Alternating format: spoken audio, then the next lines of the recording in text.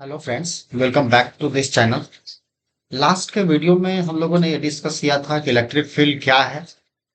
Electric field को हम लोगों ने अच्छे से डिफाइन करने की कोशिश करी थी। इलेक्ट्रिक फील्ड इंटेंसिटी को भी हम लोगों ने डिफाइन करा था। इसके साथ ही जो लॉ ऑफ सुपरपोजिशन प्रिंसिपल जो हम लोगों ने पढ़ा था कूलम्ब्स लॉ में, मतलब बहुत सारे चार्जेस जब किसी सरफेस पे रखे होते हैं तो किसी एक पार्टिकुलर चार्ज पार्टिकल पे कितना फोर्स लगेगा किसी एक चार्ज पार्टिकल पे। तो उस सुपरपोजिशन प्रिंसिपल का इस्तेमाल भी हम लोग इलेक्ट्रिक फील्ड में देखे थे कि नेट इलेक्ट्रिक फील्ड का वैल्यू कितना होगा किसी एक सिंगल चार्ज पार्टिकल पे। साथ ही इससे रिलेटेड कुछ सवाल भी हम लोगों ने लास्ट वीडियो में डिस्कस किया था। वो सवाल जितने भी हम लोगों ने करा था वो सारे सवाल डिस्क्रीट डिस्ट्रीब्यूशन ऑफ चार्ज पे बेस्ड थे। यानी चार्ज को हम लोग या तो किसी ट्रायंगल के कॉर्नर पे रख ले रहे थे या किसी स्क्वायर के कॉर्नर पे रख ले रहे थे या किसी दो चार्ज बॉडी सिस्टम को हम लोग जो है सो ऑब्जर्व करके देख रहे थे। आज का जो वीडियो है ये डिस्क्रीट डिस्ट्रीब्यूशन ऑफ चार्ज ना हो करके आज के वीडियो में हम लोग बात करेंगे कि चार्ज का यदि कंटिन्यूअस डिस्ट्रीब्यूशन होगा तो हम लोग उसका कैसे इलेक्ट्रिक फील्ड कैलकुलेट करेंगे, इलेक्ट्रिक फील्ड इंटेंसिटी कैसे कैलकुलेट करेंगे। तो चलिए वीडियो को स्टार्ट करते हैं। आज का जो मेन वीडियो का जो सबसे मेन कंटेंट होगा कि किसी भी सर्कुलर रिंग के चलते जो नेट इलेक्ट्रिक फील्ड होगा किसी एक पार्टिकुलर पॉइंट पे, और जिसको बोलेंगे कि एक्सिस से कोई उसके सेंटर ऑफ एक्सिस से किसी दूरी पे हम लोग पॉइंट पी को कंसीडर करके कितना फील्ड का वैल्यू कितना होगा, इलेक्ट्रिक फील्ड इंटेंसिटी की वैल्यू कितनी होगी, उस चीज को हम लोग आज के वीडियो में कवर करने वाले हैं। तो ये बहुत ही सिंपल है, बट एक बार समझना बहुत इंपॉर्टेंट है। यदि एक बार इसको हम समझ जाते हैं तो ये चीजें बिल्कुल आसान लगने लग जाती है। तो चलिए वीडियो को हम लोग स्टार्ट करते हैं, लेकिन उससे पहले हम यहाँ पे बात करेंगे कुछ इसके बेसिक जो कि कंटिन्यूअस डिस्ट्रीब्यूशन ऑफ चार्ज में इस्तेमाल होंगे। तो चलिए मैं बता देता हूँ कि क्या है वो। जैसे मान लीजिए हम लोग के पास क्या है, कोई एक सरफेस है और इस सरफेस में चार्ज का डिस्ट्रीब्यूशन है, लेकिन कैसा डिस्ट्रीब्यूशन है, कंटिन्यूअस डिस्ट्रीब्यूशन है चार्ज का। तो मान लेते हैं कि किसी एक यूनिट सरफेस पे, एक छोटे से सरफेस पे जो चार्ज का डिस्ट्रीब्यूशन है वो dq मान लेते हैं कि उसमें चार्ज प्रेजेंट है। तो इस dq चार्ज का मतलब यहाँ पे जो हम ले रहे हैं ये क्या है, dq चार्ज हमारे पास कंटिन्यूअस चार्ज डिस्ट्रीब्यूशन है जो कि इस पूरे पार्टिकुलर एरिया में डिस्ट्रीब्यूटेड है। तो यहाँ पे हम लिखेंगे कि treating treating small small element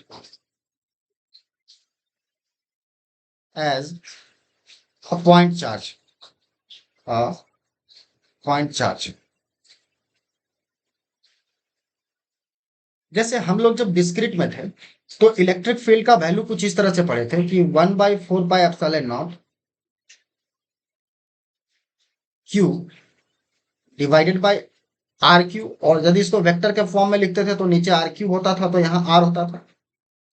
are क्या दिखाता था कि किसी चार्ज क्यू से जिस पॉइंट पे हम इलेक्ट्रिक फील्ड कैलकुलेट करना चाह रहे हैं, मान लीजिए वो पॉइंट पी है, तो उस पॉइंट पी का जो दूरी है इस सोर्स चार्ज से, वो कितना दूरी पे हम इलेक्ट्रिक फील्ड इंटेंसिटी को कैलकुलेट करना चाह रहे हैं। तो यहाँ क्या करते थे हम लोग, एक टेस्ट चार्ज को कैलकुलेट करते थे, that is plus Q not होता था हमेशा। तो इसका जो वैल्यू है कुछ इस तरह से हम लोग कैलकुलेट करते थे और इसको वेक्टर फॉर्म में इस तरह से हम लोग लिखते थे। इलेक्ट्रिक फील्ड का डायरेक्शन भी हम लोग यहाँ पे देखे थे कि इलेक्ट्रिक फील्ड का जो डायरेक्शन होगा वो उधर ही होगा जिधर फोर्स एक्ट करेगा। तो हम लोग ये भी देखे थे कि यदि पॉजिटिव चार्ज होगा तो इससे दूर भागेगा, तो दूर की तरफ लिए थे। इलेक्ट्रिक फील्ड का जो डायरेक्शन था वो इससे दूर लिए थे। तो ये था इलेक्ट्रिक फील्ड का डायरेक्शन। और फोर्स का भी डायरेक्शन देखा जाए तो वही होगा। शायद यहाँ पे नहीं दिख रहा होगा, मैं इस चीज को इधर ड्रॉ करके दिखा देता हूँ कि यदि क्यू चार्ज है तो इस पॉइंट किसी पॉइंट पी पे जब हम इलेक्ट्रिक फील्ड इंटेंसिटी कैलकुलेट करने जा रहे हैं तो इस पॉइंट पे इलेक्ट्रिक फील्ड का डायरेक्शन क्या होगा, इससे दूर होगा क्योंकि पॉजिटिव चार्ज है तो उसका डायरेक्शन फाइंड किए थे। और फोर्स का भी डायरेक्शन क्या होगा, इससे दूर होगा, रिपल्सिव फोर्स क्रिएट होगा। और पी पॉइंट पे हम लोगों ने क्या किया था, किसी टेस्ट चार्ज को रख करके देख लिया था। यही सेम कंसेप्ट यहाँ पे हम लोग लगाएंगे, लेकिन यहाँ पे जो चार्ज का डिस्ट्रीब्यूशन है वो चूंकि हम लोग जो कूलम्स लॉ पढ़ते आ रहे हैं वो डिस्क्रीट चार्ज के लिए या पॉइंट चार्ज के लिए डिफाइंड है, तो उसी का इस्तेमाल करते हुए यहाँ पे हम क्या, जो एक छोटे से यूनिट में जो चार्ज हम लोग कंसीडर किए हैं, इस चार्ज को मान लिए कि ये पॉइंट चार्ज ही है, और इसको पॉइंट चार्ज मानते हुए इसको आगे की ओर हम लोग डिफाइन करेंगे। तो चलिए देखते हैं कि कैसे करना होता है। अब जो इलेक्ट्रिक फील्ड हम लोग लिखेंगे वो इलेक्ट्रिक फील्ड का value 1/4πε0 integration of dq over rq into r vector. अब यहाँ पे थोड़ा सा ये लग रहा होगा कि अचानक से इंटीग्रेशन कहाँ से आ गया, तो मैं इस चीज को थोड़ा सा यहाँ बता देता हूँ। बहुत ज्यादा इसमें डिफिकल्टी वाला कोई बात है नहीं। एक सिंपल सा चीज है कि यदि किसी सरफेस पे टोटल चार्ज निकालना हो, यदि किसी सरफेस पे टोटल चार्ज निकालना हो तो उसका क्या करते हैं हम लोग, डायरेक्ट सरफेस इंटीग्रेशन करते हैं। तो एक्चुअल में जैसे Q है तो Q को हम लोग निकालने के लिए क्या लिख सकते हैं, dq का इंटीग्रेशन।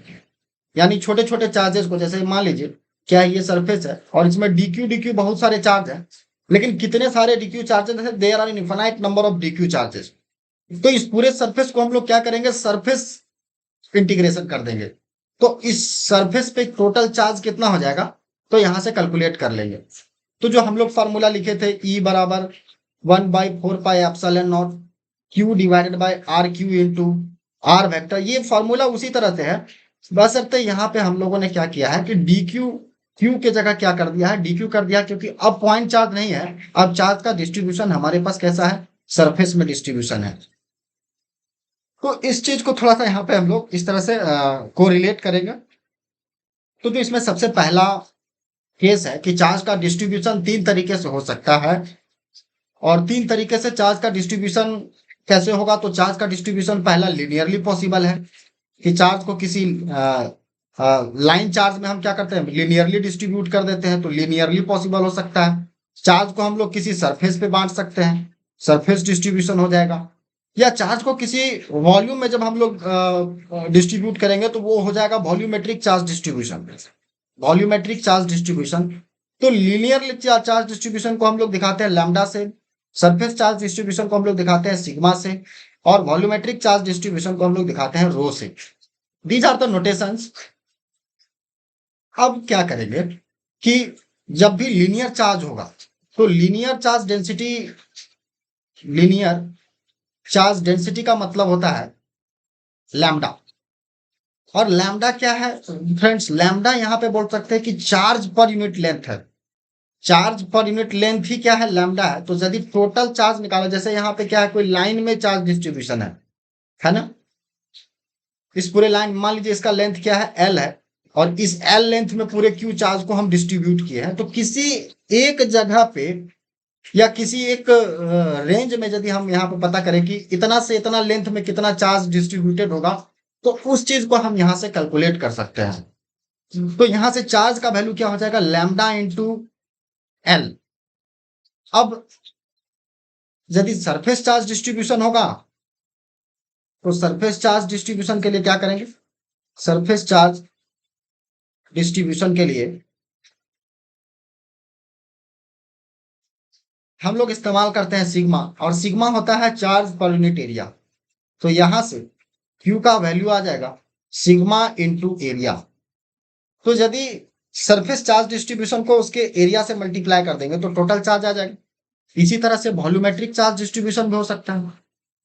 तो वॉल्यूमेट्रिक चार्ज डिस्ट्रीब्यूशन क्या हो जाएगा, यानी कि जब किसी पार्टिकुलर वॉल्यूम में चार्ज क्या हो, डिस्ट्रीब्यूटेड हो। जैसे मान लीजिए कि ये कोई वॉल्यूम है, तो इसके किसी एक यूनिट वॉल्यूम पे, मान लीजिए किसी एक यूनिट वॉल्यूम पे मान लिए कि यहाँ पे जो चार्ज का डिस्ट्रीब्यूशन है वो dq है, तो इस dq का वैल्यू यहाँ पे कितना होगा, तो इसको बोलते हैं वॉल्यूमेट्रिक चार्ज डिस्ट्रीब्यूशन। और वॉल्यूमेट्रिक डिस्ट्रीब्यूशन में क्या करेंगे कि चार्ज को हम लोग लिखते हैं, चार्ज को हम लोग दिखाते हैं जनरली किससे, रो से।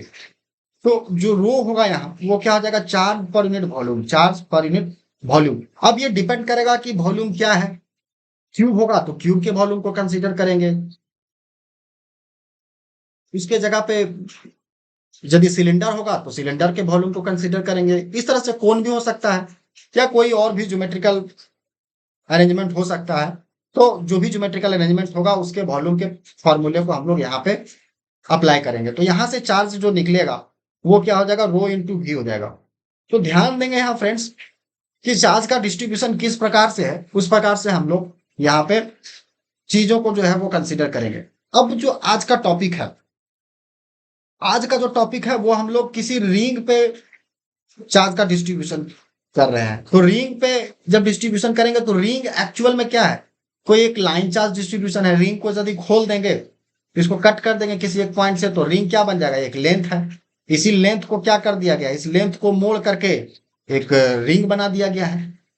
तो जो भी लेंथ है उसको एक सरकमफेरेंस में कन्वर्ट कर दिया गया है। तो एक्चुअल में जो यहाँ जो रिंग हम बोल रहे हैं, ये रिंग क्या है, चार्ज का लीनियर डिस्ट्रीब्यूशन है। This is the linear distribution of the charge, linear charge distribution. तो जो भी बात करेंगे हम लोग यहाँ पे वो सिर्फ और सिर्फ लैम्डा का बात करेंगे।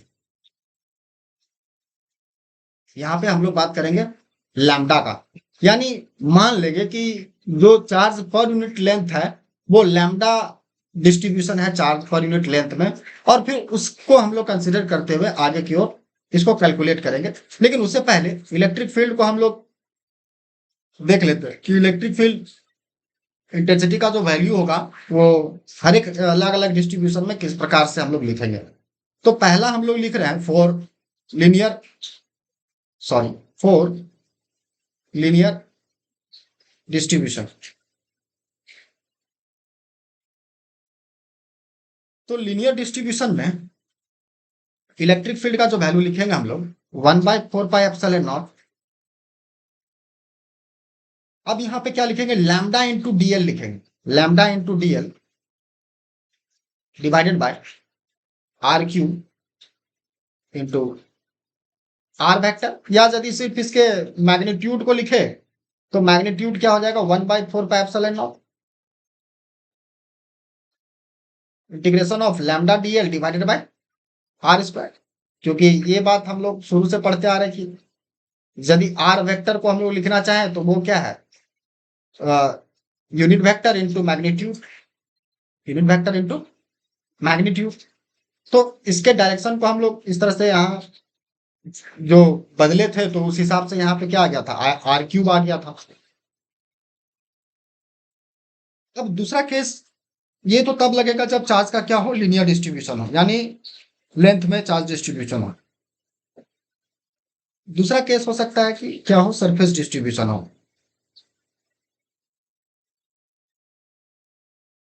Due to surface charge distribution, surface charge distribution. तो यदि सरफेस चार्ज डिस्ट्रीब्यूशन होगा तो इलेक्ट्रिक फील्ड का जो वैल्यू होगा वो क्या हो जाएगा, के इंटीग्रेशन ऑफ, अब यहाँ पे हम लोग सिग्मा इंटू डीएस लिखेंगे क्योंकि सरफेस का बात हो रहा है तो डीएस लेंगे, सरफेस इंटीग्रेशन लेंगे, sigma into ds divided by r square लिख रहे हैं। तो सिर्फ क्या ये होगा, ये सिर्फ मैग्नीट्यूड हुआ, जहां सिग्मा क्या है, सिग्मा है surface charge density, surface charge density, वहां लैम्डा था linear charge density, surface charge density. उसी तरह से इसका थर्ड केस हो जाएगा due to volume distribution, due to volume charge distribution. तो वॉल्यूम चार्ज डिस्ट्रीब्यूशन क्या कहता है, इलेक्ट्रिक फील्ड का जो वैल्यू होगा वो k integration of rho dv divided by r square. तो इस तरह से हम लोग क्या करेंगे, चार्ज का डिस्ट्रीब्यूशन लगा करके इलेक्ट्रिक फील्ड को निकालने की कोशिश करेंगे। चलिए देखते हैं। अब हम लोग यहाँ पे क्या करने वाले हैं, कंसीडर एक रिंग को कंसीडर करने वाले हैं। और ये रिंग कैसा है, तो पूरे रिंग में जो है चार्ज का यूनिफॉर्म डिस्ट्रीब्यूशन है। अब इस रिंग का मान लेते हैं कि कुछ रेडियस है, मान लेते हैं यहाँ पे जो रेडियस है रिंग का वो ए है, और इसमें जो चार्ज का डिस्ट्रीब्यूशन है वो लैम्डा डिस्ट्रीब्यूशन है, यानी जो लैम्डा है वो कांस्टेंट है। लैम्डा क्या है, कांस्टेंट है। लैम्डा कांस्टेंट करने का मतलब क्या हुआ फ्रेंड्स, कि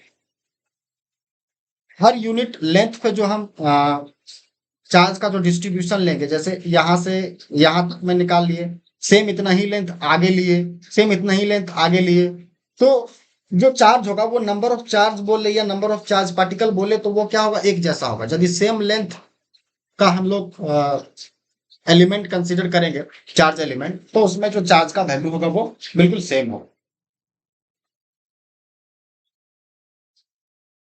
अब यहाँ पे क्या कर रहे हैं हम लोग, एक रिंग कंसीडर किए हैं, इसका रेडियस ए है। किसी पॉइंट पी पर, ये मान लीजिए पॉइंट क्या है, पी है। इस पॉइंट पी पे जिसका कुछ डिस्टेंस है ये, अब रिंग को दिखेगा कि यहाँ रिंग कैसे रखा गया, तो रिंग कह सकते हैं कि वाई वाई जेड प्लेन में रखा हुआ है। रिंग जो है यहाँ पे वाई जेड प्लेन में रखा हुआ है। आप इस चीज को फील कर सकते हैं, क्योंकि ये इसका फ्रंट व्यू हम लोग ले रहे हैं इधर से, है ना। तो थोड़ा इस चीज को समझिएगा। अब जिस पॉइंट पे हम लोग इलेक्ट्रिक फील्ड कैलकुलेट करना चाह रहे हैं, तो उसके लिए हम लोग को क्या करना पड़ेगा, एक चार्ज एलिमेंट को सबसे पहले कंसीडर करना पड़ेगा। मान लीजिए कि वो जो चार्ज एलिमेंट है वो डीएल लेंथ का चार्ज एलिमेंट है, और किसी एक साइड उसको हम लोग कंसीडर कर लिए। अब इस चार्ज एलिमेंट से मैं दूसरा कलर यूज कर ले रहा हूं। इस चार्ज एलिमेंट से इस पॉइंट का जो डिस्टेंस है मान लेते हैं वो आर है, ठीक है। तो इलेक्ट्रिक फील्ड इंटेंसिटी जो कैलकुलेट कर रहे हैं हम इस पॉइंट पी पे, इस DL length of the charge के चलते, क्योंकि डीएल लेंथ कंसीडर किया तो इसमें चार्ज कितना हो जाएगा, डीक्यू चार्ज होगा। इस डीएल लेंथ में हम मान ले रहे हैं कितना चार्जेस है, डीक्यू चार्जेस है। तो डीक्यू का यहाँ वैल्यू कितना हो जाएगा, lambda into dl, lambda into DL. इसको हम इस तरह से भी कंसीडर कर सकते हैं कि, वैसे आप उसको बखूबी समझ रहे होंगे कि डी क्यू क्यों लिखे हम लैम्डा इंटू डीएल, क्योंकि लैम्डा बराबर क्या लिख रहे हैं, charge per unit length, D Q by DL. तो यहां से डी क्यू क्या हो जाएगा, लैम्डा इंटू डीएल। सॉरी, उधर देख लेते हैं, डी क्यू क्या हो जाएगा, लैम्डा इंटू डीएल। ठीक है, डी क्यू को हम इस तरह से लिख सकते हैं।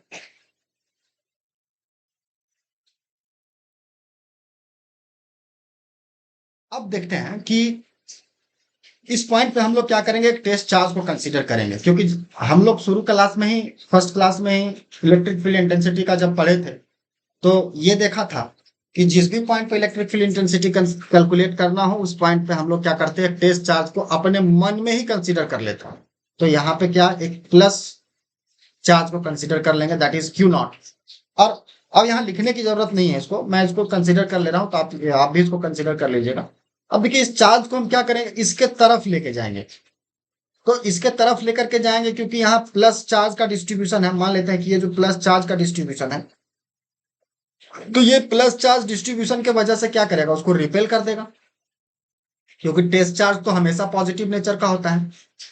तो इसको क्या करेगा, इसको ये रिपेल कर देगा, इसको यहां से ये रिपेल कर देगा। और चूंकि हम लोग एक छोटे से लेंथ में, या फिर बोल सकते हैं छोटे से एलिमेंट के चलते इलेक्ट्रिक फील्ड को कैलकुलेट करने जा रहे हैं, तो उसके चलते जो इलेक्ट्रिक फील्ड होगा उसका एक छोटा इलेक्ट्रिक इफेक्ट होगा। तो इसको हम लोग कंसिडर कर ले रहे हैं टी।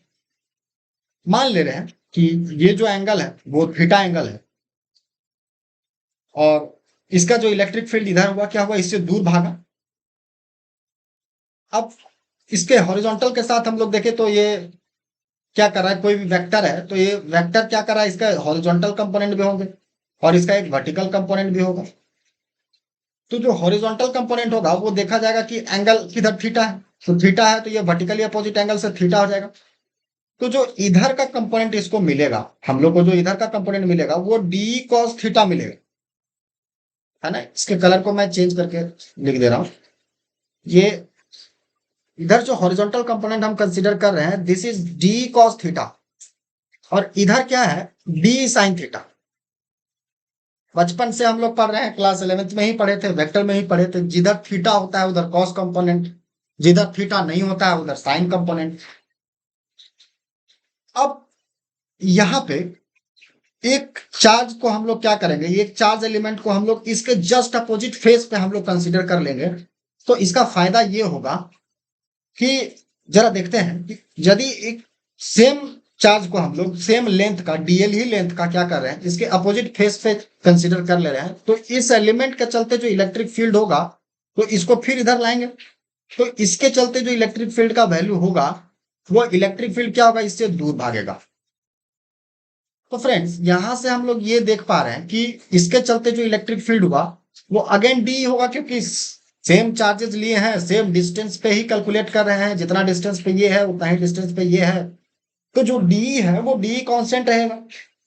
तो इस डी का फिर से यहाँ पे क्या हो जाएगा, दो कंपोनेंट ब्रेक होगा, इधर का कंपोनेंट हो जाएगा डी। अब देखना है कि एंगल कौन सा है, ठीक है, तो जिधर थीटा एंगल होगा उधर का, तो यहां ये वाला जो एंगल होगा वो थीटा हो जाएगा। तो उस हिसाब से चूंकि ये डी कॉस थीटा उधर हो गया, तो थीटा इधर ही होने की वजह से इधर डी कॉस थीटा एक और कंपोनेंट आ जाएगा, और नीचे के ऊपर की तरफ आ जाएगा डी साइन थीटा। यानी ये दो वेक्टर्स, या कह सकते हैं कि जो electric field intensity at point P पे है, अपवर्ड और डाउनवर्ड दोनों का वैल्यू क्या है, इक्वल एंड अपोजिट है। तो इसके चलते जो इफेक्ट होगा वो कैंसल आउट हो जाएगा, यानी डी साइन थीटा एक दूसरे को कैंसल आउट कर देगा। तो जो नेट इफेक्ट होगा या नेट इलेक्ट्रिक फील्ड होगा एट पॉइंट पी पर, वो सिर्फ और सिर्फ किसके वजह से होगा, तो D cos theta and plus D cos theta की वजह से होगा, यानी 2d कॉस थीटा एक ही डायरेक्शन में काम हो रहा है। तो इसके अगले स्टेप में हम इसके एक नीट एंड क्लीन डायग्राम को फिर से बना ले रहे हैं, और जो सिर्फ काम का बात है वही सिर्फ लिखेंगे इस डायग्राम में कि इस पॉइंट पी पर हम लोग क्या निकाल रहे थे, इलेक्ट्रिक फील्ड इंटेंसिटी फाइंड कर रहे थे। दो वेक्टर ब्रेक हुआ, दोनों वेक्टर एक दूसरे को कैंसल आउट किए, एक एलिमेंट इधर कंसीडर किए थे, दूसरा एलिमेंट इधर कंसीडर किए थे, दोनों वर्टिकल एक दूसरे को क्या किए, कैंसल आउट किए। तो जो नेट इलेक्ट्रिक फील्ड हुआ ये इस डायरेक्शन में हुआ, that is D cos theta के वजह से। तो यहां से हम लोग कुछ इस तरह से इसको स्टार्ट करेंगे। पहला तो डी क्यू लिखेंगे कि डी क्यू क्या है, तो डी क्यू है lambda into DL. D Q क्या है, लैम्डा इंटू डीएल। अब हम लोग लिखेंगे कि इलेक्ट्रिक फील्ड इंटेंसिटी जो है, electric field intensity due to discharge, यानी डिस्चार्ज मतलब कि d q charge at P. तो पी पॉइंट पे जो इलेक्ट्रिक फील्ड इंटेंसिटी होगा उसकी वैल्यू को हम लोग कैलकुलेट करने जा रहे हैं। तो जो डी का वैल्यू होगा वो क्या हो जाएगा, डी का वैल्यू हो जाएगा यहां से d q divided by 4 pi epsilon not into r square. सिर्फ मैग्नीट्यूड का बात कर रहे हैं हम लोग, अभी डायरेक्शन नहीं ले रहे हैं। तो ये क्या हो जाएगा, ये किसी चार्ज एलिमेंट के चलते जो इलेक्ट्रिक फील्ड हो रहा था, क्योंकि इलेक्ट्रिक फील्ड का वैल्यू ही हम लोग पढ़े हैं फॉर्मूला, ये होता है k q divided by r square. तो के का value 1/4 pi epsilon not, q के जगह पे यहाँ डी क्यू चार्ज लेंगे क्योंकि चार्ज एलिमेंट को हम लोग कंसिडर किए हैं, और डिस्टेंस आर स्क्वायर के जगह पे आर स्क्वायर लिए हैं। अब जो इलेक्ट्रिक फील्ड हम लोग टोटल निकालने जाएंगे तो इंटीग्रेशन किसका हो जाएगा, ये डी कॉस थीटा का होगा। अब ध्यान रहे कि यदि आप यहाँ 2d cos थीटा ले रहे हैं तो इंटीग्रेशन आप 0 से आधा का ही करेंगे, क्योंकि यदि आप 2d cos थीटा ले रहे हैं, 2d cos थीटा, तो इसका मतलब हो गया कि आप इधर से भी कंसीडर कर रहे हैं और इधर से भी कंसीडर कर रहे हैं।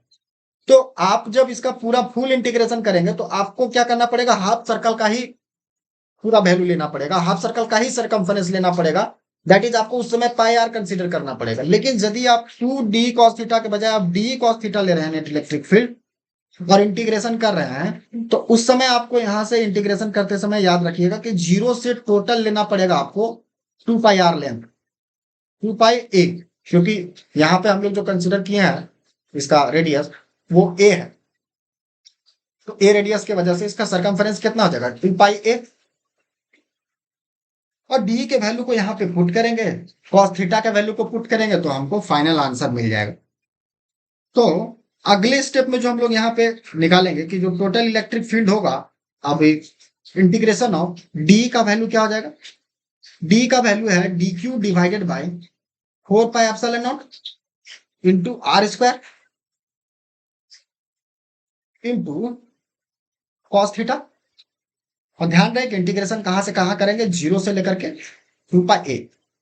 आप जीरो चाहे तो जीरो से 2π, सॉरी जीरो से पाई लेंगे तो यहाँ पे 2d कॉस थीटा आपको लेना पड़ेगा। अब अगले स्टेप में इसको क्या लिखेंगे, हम अगले स्टेप में लिखेंगे जो इलेक्ट्रिक फील्ड है वो क्या हो जाएगा, इसके लास्ट स्टेप में हम लोग क्या लिखे थे, डी क्यू डिवाइडेड बाई 4π। तो डी क्यू का भी वैल्यू हम लोग क्या किए हैं, कैलकुलेट कर लिए हैं। डी क्यू का वैल्यू देखे तो हम लोग कितना लिखे थे, लैम्डा इंटू डीएल लिखे थे। तो वहां से जो इलेक्ट्रिक फील्ड का हम लोग वैल्यू लिखेंगे वो क्या हो जाएगा, integration of Q into 2πa, Q into 2πa into DL, Q upon 2πa into DL. ये क्या है, तो ये देखा जाए तो क्या है, ये लैम्डा है। लैम्डा बराबर क्या है, Q divided by 2 charge per unit length, क्योंकि लेंथ यहाँ कितना है 2πa लेंथ है, सरकमफ्रेंस पे पूरा टोटल चार्ज डिस्ट्रीब्यूशन है। तो देखा जाए तो ये क्या लिखे हम लोग, लैम्डा इंटू डीएल लिखे हैं। लैम्डा इंटू डीएल का वैल्यू क्या है, Q divided by 2πa into DL. और जो फार्मूला अभी हम लोग यहाँ पे लिखे थे, इस फार्मूले में हम लोग क्या लिखे थे, d q 4πε0 into r square. तो डी क्यू का वैल्यू यहाँ पे हम लोग क्या लिखेंगे, डी क्यू का वैल्यू लिखेंगे lambda into dl, lambda into, तो लैम्डा का वैल्यू हम लोग यहाँ पे पुट कर दिए, लैम्डा का वैल्यू यहाँ पे पुट कर दिए कि charge per unit length that is Q divided by 2πa into DL. उसी चीज को यहाँ पे लिखे Q divided by 2πa into DL. अब क्या था, ये तो लैम्डा इंटू डीएल मतलब कि चार्ज लिखे, ठीक है, डी क्यू लिखे। अब इसके नीचे डिनोमिनेटर में 4πε0 इंटू आर स्क्वायर है, उस चीज को लिखे 4πε0 into r square into 1/4πε0 into r square, और साथ में क्या आएगा, कॉस थीटा आएगा, ठीक है। तो इसके अगले स्टेप में हम लोग क्या लिखेंगे, यहां से कह सकते हैं कि जो वैल्यू होगा इलेक्ट्रिक फील्ड का वो E इज इक्वल्स टू हो जाएगा। अब जो कि Q क्या है, Q पूरे डिस्ट्रीब्यूशन कहाँ पे है, पूरे रिंग पे डिस्ट्रीब्यूशन है उसका। तो यहाँ एक तरह से बोल सकते हैं कि Q क्या है, कांस्टेंट है। तो Q डिवाइडेड बाई 2πa को हम लोग बाहर निकाल दें इंटीग्रेशन, क्योंकि इंटीग्रेशन के अंदर सिर्फ वही वेरिएबल फंक्शन को हम लोग रखते हैं। अब Q डिवाइडेड बाई ये तो बाहर आ गया, अंदर क्या बचा, अंदर देखना है कि अंदर क्या बचा, इंटीग्रेशन ऑफ इसके अगले पेज में हम लोग ले लेते हैं, E is equals to Q divided by 2πa into integration of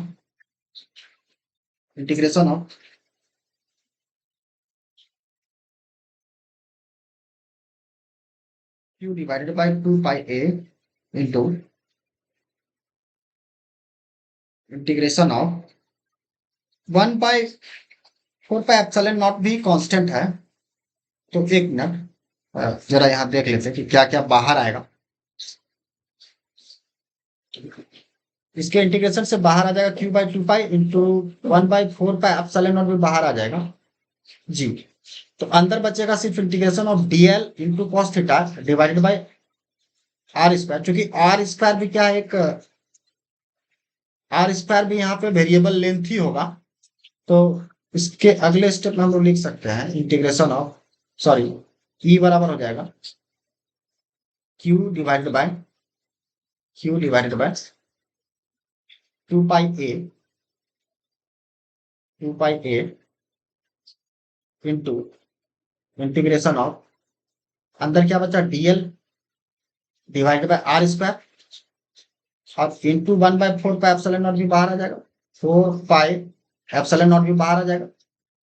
अंदर क्या बचा, dl upon r square into cos theta बचा। अब जरा देखिएगा कि कॉस थीटा का वैल्यू यहां से क्या होगा। एक मिनट, इसको मैं यूज करता हूं, इधर थोड़ा सा गलत बना है।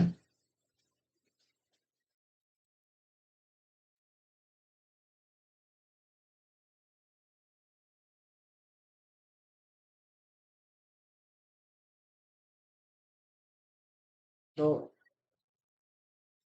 एलिमेंट को कंसीडर किए थे हम लोग, तो इस पॉइंट से इस पी का जो दूरी था वो आर था, ये एक्स डिस्टेंस हम लोग लिए थे और ये क्या था, ए था। तो यहां से आर का वैल्यू कितना हो जाएगा, √(a²+x², पाइथागोरस।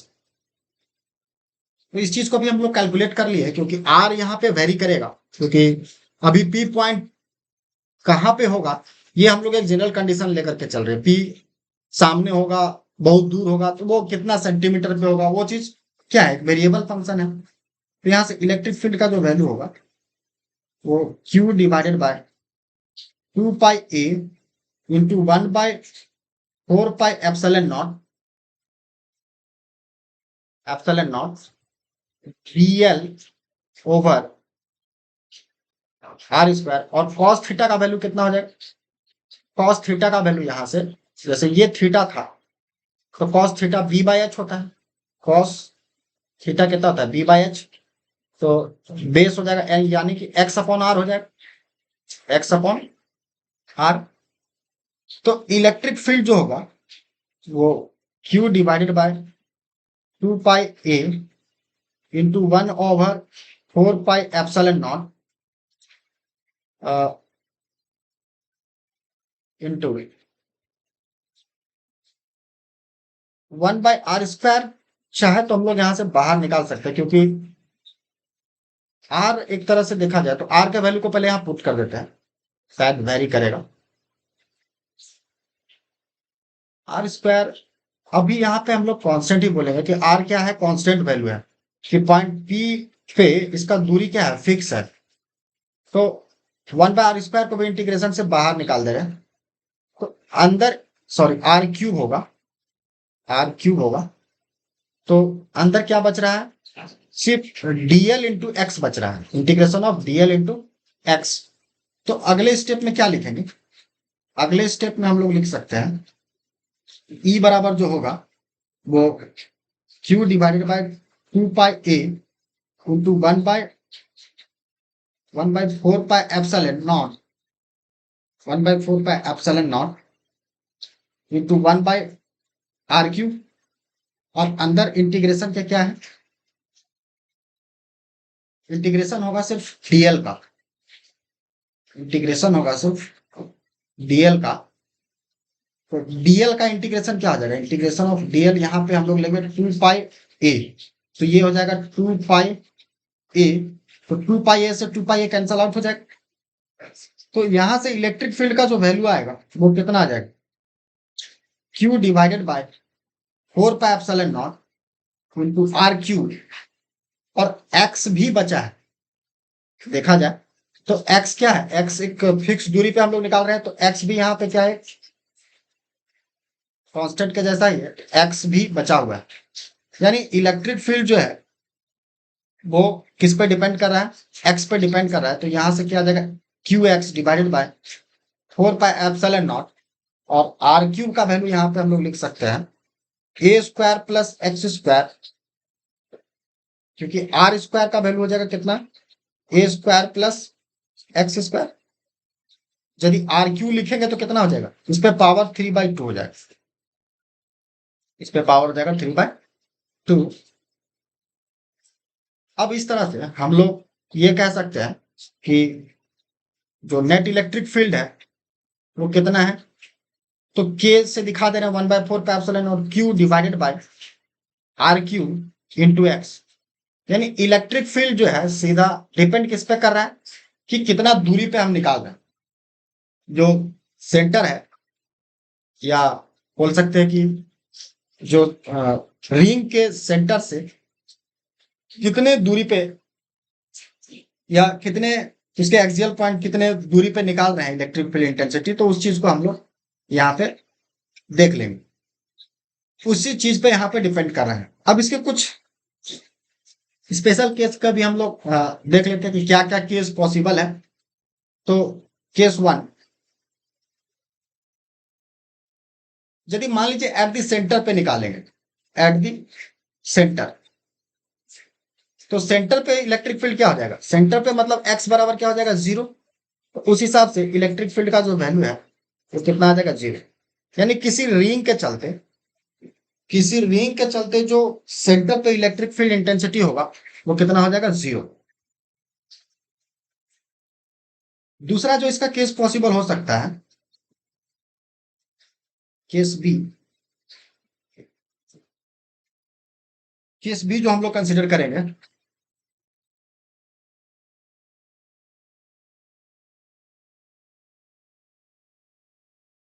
चार्ज रिंग, मान लेते हैं कि जो चार्ज रिंग है, charge ring of radius r, उस समय रेडियस कितना लिए थे ए। अब हम लोग के पास जो चार्ज रिंग है उसका रेडियस क्या है आर है, और उसके किसी एक एक्सियल पॉइंट पे निकाल रहे हैं, एट एन एक्सियल पॉइंट। तो एक्सियल पॉइंट पे जो इलेक्ट्रिक फील्ड इंटेंसिटी होगा वो कितना हो जाएगा, फॉर्मूला तो यही पढ़े हैं के क्यू, इस क्यू की जगह तो हम लोग छोटा क्यू ही ले रहे हैं।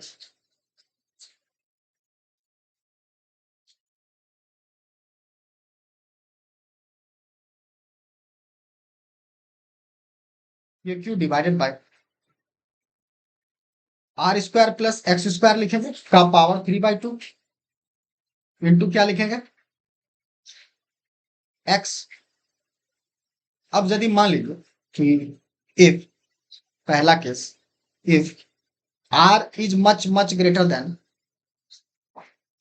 Much much greater than x, मतलब जो रिंग है उसका रेडियस इतना ज्यादा है कि जिस पॉइंट पे हम इलेक्ट्रिक फील्ड इंटेंसिटी जो निकाल रहे थे एक्स डिस्टेंस पे जो निकाल रहे थे एक्सियल पॉइंट पे, वो दूरी रेडियस का कंपैरिजन में बहुत छोटा है।